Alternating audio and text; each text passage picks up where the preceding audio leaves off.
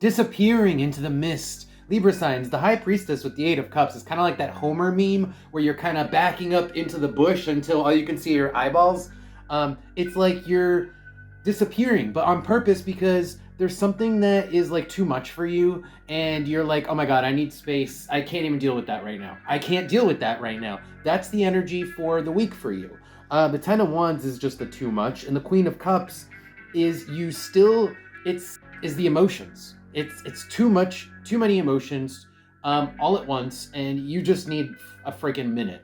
Okay, so the next couple cards are actually interesting, so I'm going to keep reading. I got the Three of Cups and the Tower and the Wheel of Fortune. This is like blowing off some steam with your friends. Maybe, I don't know if you're directly bringing it up, but you definitely are blowing off steam, and that's how you're disappearing from whatever situation is too much for you, is you're like going to hang out with your friends and doing things that just make you feel good to not face the tower. Whatever disaster happened, that is just literally too much for you to face. Let's pull an oracle card. Anything else for Libra? Interesting. So we have Mars in Leo. This is like somebody else having a lot of fun, somebody else living their best life and kind of maybe even showing off a little bit, and it's not you. And that for some reason is like triggering you. I think it's just because you guys don't have as much fun as this person. You just don't live your life to the fullest as much as this other person, and for whatever reason it's so triggering that you can't face it.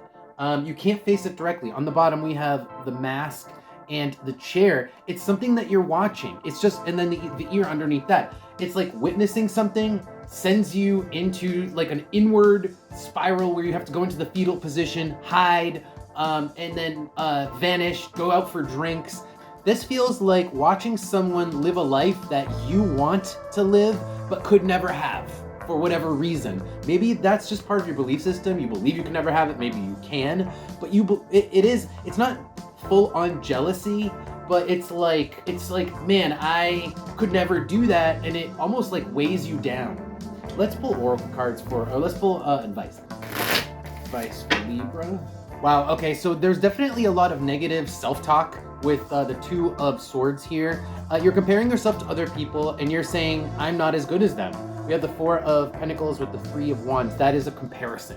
And then with the Queen of Wands, it's like, that is being on top. So you're definitely putting like someone else above you, I feel. And this is the dialogue that you're having with yourself. There's something about other people living their best life that you're comparing to your life.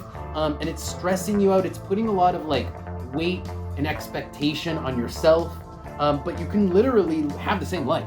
Look at this. We got the Magician and the Knight of Wands. You can live the same exact life. It's just a matter of choosing to do so and then doing so. The Magician, the Knight of Wands, is just acting according to your will. So this is all just part of an inner dialogue that I don't think is even true, because look at the bottom, Seven of Swords. That's a lie. This is a false dialogue about yourself, that you can't live this life that someone else lives, that you're comparing your own life to, and then that you're putting yourself down about. You can literally live the same life. Let's pull a oracle card. Libra. Advice for... Okay, so now this is getting interesting. We've got the number 7. The number 7 is kind of like an additive number. It's like you get what you put in is what you get out. So it's kind of like saying you got to start somewhere. You can just literally start taking steps towards living the life that you admire in someone else. You have to start somewhere. So that's the number 7 is you have to build up to. And then with Pisces and the Eye, it's kind of like going with the flow. You can't expect things to just appear in front of you, but they will slowly appear, like they'll manifest around you, right? Like magic doesn't work when you're watching it. Magic works when you have your eyes like looked away. So it's like by focusing on this thing and telling yourself you can't have it, you're never taking steps to get it, and you never are gonna get it. You're never gonna have that life. You have to go with the flow, and you have to make just gestures towards the life you want to lead, and then go with the flow towards that end goal. Then we have the Wall and the Cup here. This is again like nurturing the things that you like, nurturing the life you want to lead.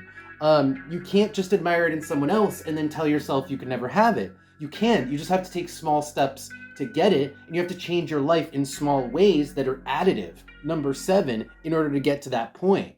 So you can totally live that life.